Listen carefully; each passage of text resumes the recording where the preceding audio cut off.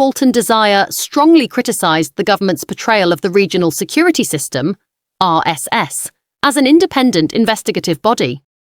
The government has misled the public by suggesting that the Regional Security System could conduct independent investigations, particularly in sensitive cases like the deaths of Keon Fudge, Ronaldo and Adriana Young. She expressed concern that the terms of reference for the RSS operations remain undisclosed, which limits transparency and accountability.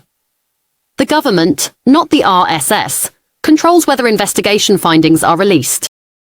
She accused the government of using the RSS as political cover, a sleight of hand, to deflect public scrutiny and pacify outrage, rather than genuinely seeking justice or accountability.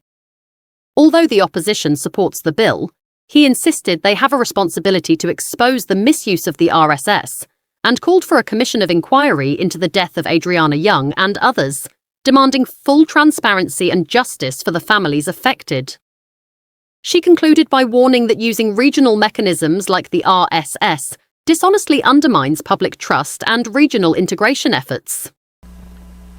Mr. Speaker, I heard the honourable member on the other side reference terms of reference, and I am so glad he did, because the people of Guyana are still waiting to understand and know what the terms of reference for the RSS, what those terms of reference are for the killing of Keon Fudge in Linden.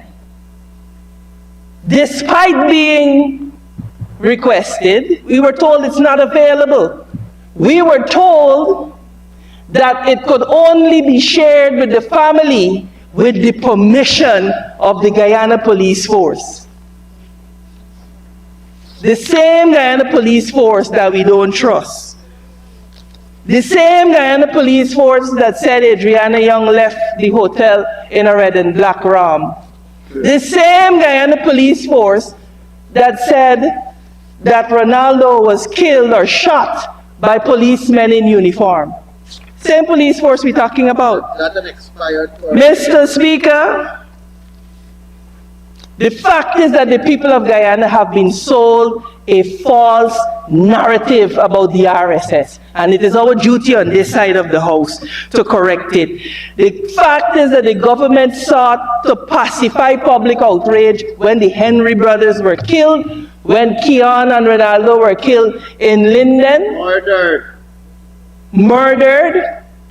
They used a mechanism, Mr. Speaker, this mechanism to pacify the tensions and to give this illusion of an external impartial entity, when by this very document that they're now seeking to come to bring to this House, it is refuting and rebutting all of it. And you know what they're going to come with? Their favorite line. When they're caught with their pants down, oh, y'all don't read, you don't understand, as if this is some magical formula that we are unable to decipher and understand. But we understand it, and it is because we understand it, Mr. Speaker, that we're calling them out. And so, Mr. Speaker, no more hiding of terms of reference. Let us lift the standard of governance.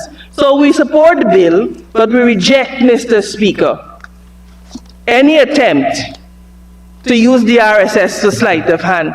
And in closing, Mr. Speaker, I want to say in this House that we require justice for Adriana Young, we require justice for Keon Fudge, we require justice for all of those Guyanese children, men and women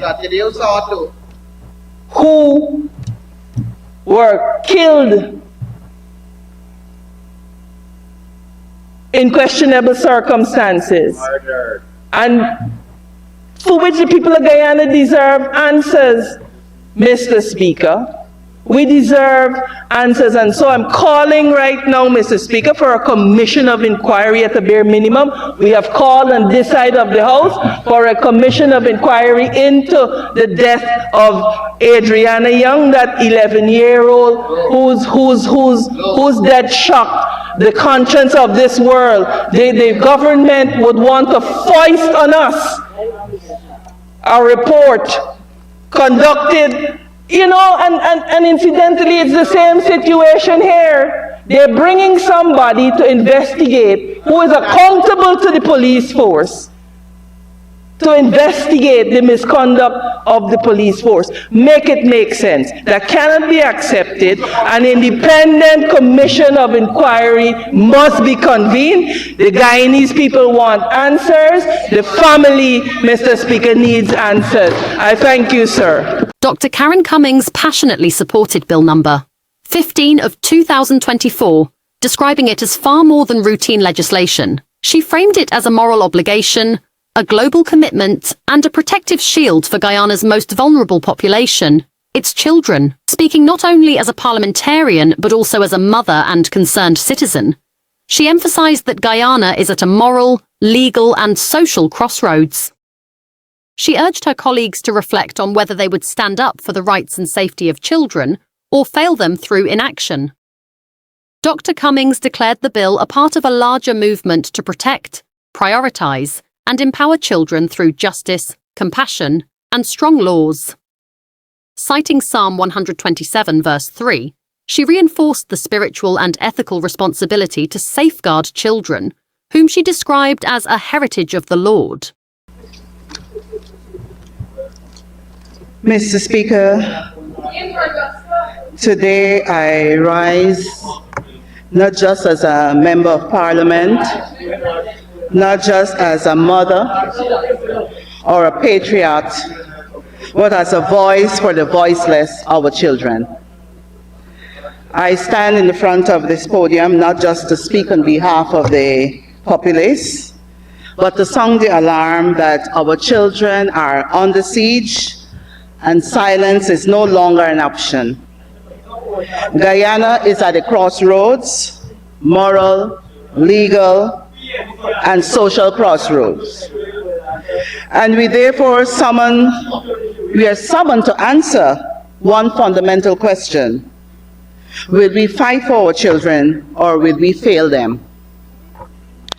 Bill number 15 of 2024, International Measures for the Protection of Children, Hague Convention Bill, is not just another item on today's order paper.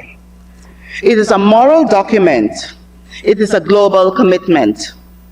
It is a legislative shield for the most vulnerable among us.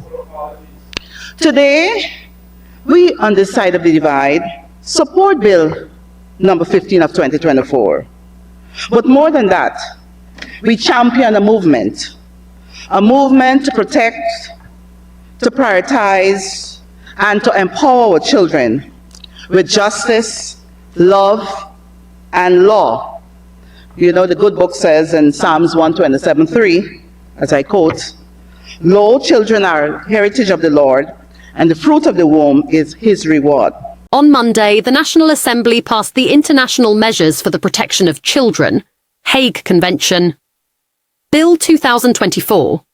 This legislation aims to incorporate the Hague Convention on jurisdiction, applicable law, recognition, enforcement and cooperation regarding parental responsibility and child protection measures into Guyana's legal framework. Minister of Human Services and Social Security, Dr. Vindhya Persaud, who introduced the bill, described it as a positive step and a crucial tool for safeguarding children. She highlighted the bill's importance in ensuring the rights, safety and well-being of children are protected both within Guyana and internationally. Mr. Speaker, I rise to move that the International Measures for the Protection of Children, the Hague Convention Bill 2024, Bill number 15 of 2024, be read, and I recommend this bill to the House. It is an important piece of legislation, and it forms part of a suite of measures that the government of Guyana would have definitely supported, ensuring that as a country we are in compliance with the Hague Convention. And this is a significant stride in Guyana's global commitment to child welfare. the incorporation of the International Measures for the Protection of Children, Hague Convention, Bill 2024, into our national legislative framework is a very positive step in the right direction and speaks to our commitment as a country, as a government, to the protection of children. This bill is a vital instrument for the protection of children, and it ensures that their rights are upheld, their safety and well-being are upheld not only in a national context, but across borders. In the complex realm of international legal proceedings, the Hague Convention stands as a beacon of light. It was formed in the aftermath of World War II, and it is indicative of international legal cooperation. And what it has done is united 83 countries across the guiding principles. And these are 83 member countries now of the Hague Convention.